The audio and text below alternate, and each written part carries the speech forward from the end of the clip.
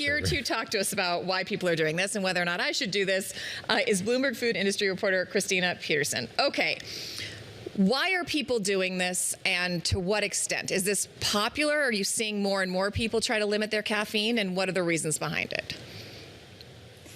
Yeah, I definitely don't think America is ready to give up all caffeine. I am not ready to give up my coffee.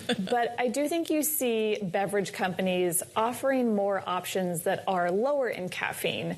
And those might not replace traditional coffee. They might just be additional choices people would reach for in the afternoon, say, if they're trying to optimize their sleep or just not overdo it on caffeine. And there are a whole bunch of reasons why people are tracking this and watching this. I think some of the ones we've been watching are the rise of wearable technology like the Oura Ring. People can really track the data and see if they consume caffeine at 2 p.m., say, how that affects their sleep at night. So that's one of the reasons fueling this. I think some of the others are just general health and wellness, especially among younger people, is really booming. People are looking at ingredients and just what they're putting in their body more closely. And related to that, I think, is the diminishing alcohol consumption, especially among young people. And sometimes people are looking for different beverages in the evening that aren't alcohol, but they want something that's not going to keep them up all night. And so a lower caffeine option might be a better choice for them then. That's interesting, because I would think, like, if you're drinking less, you would replace it with coffee. Maybe but have something. I guess a little not. buzz. No. I guess In not. fact, no.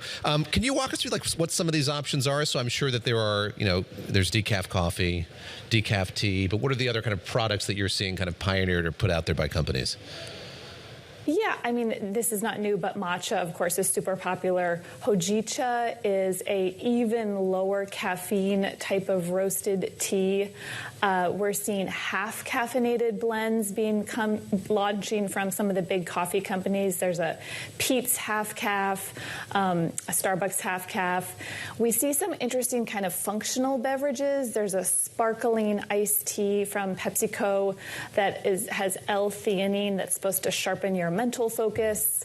There's a coffee cut with roasted dates. There's really all sorts of options out there. Some caffeine-free sodas. That's a category that's growing. Coca-Cola 0.0. Coke just relaunched that in Europe. Yes, nothing. It's zero water. caffeine and zero It's water. sugar. Just drink water. I'm not going to lie. I did think you said for a minute that L-Fanning was in one of those beverages. No. I realized that is not what you said. That was something different. I mean, is this a fad? Is this going to be like people cutting back and then eventually they will give in to the demon that is caffeine addiction and it'll come rearing back? Or do you think this has staying power? I think it's not going to be something that the whole population takes up. But I think for a certain segment, it is really popular. We do see sales of ground coffee and coffee beans declining and ready-to-drink options becoming more popular. So in that segment, decaf and lower caffeinated ready-to-drink coffee is really growing. That was a very small market before that we're now seeing really expand. I spoke with a company that's launching a decaf cold brew that's coming out in cans. There's not even a caffeinated version. It's just decaf. So it seems like they believe there is a market for this. You cover the food industry. I'm very curious where this sort of thing comes from. Is there, like, evident demand that, yes, we're wearing our Apple Watches, we're seeing all this, and we want this thing? Or is this something that's been kind of promulgated by the companies themselves? Like, hey, here's something novel and new you might want to try and we can push out there. Yeah, the food companies don't launch products unless they have data suggesting to them that there will be customers that want this. I think if you look at what's been selling in the food industry recently, the better for you category, the healthier feeling foods are selling very well, and they're able to command a premium.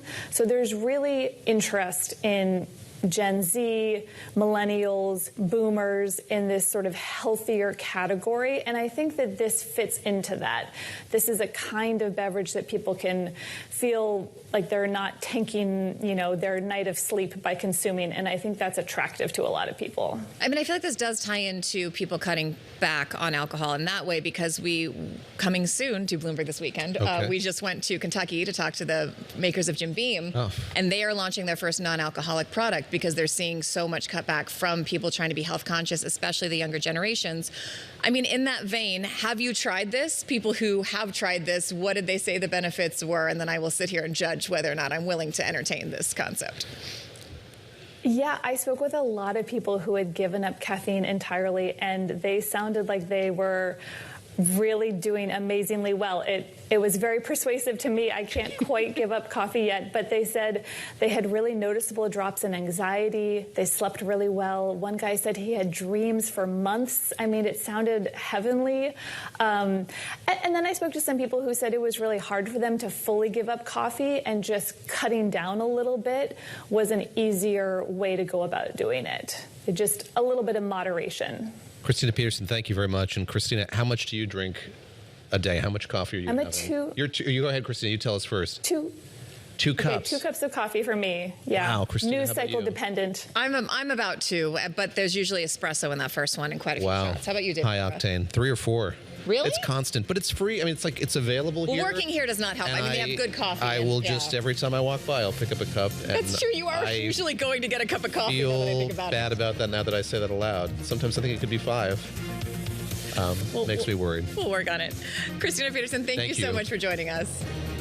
Thank you.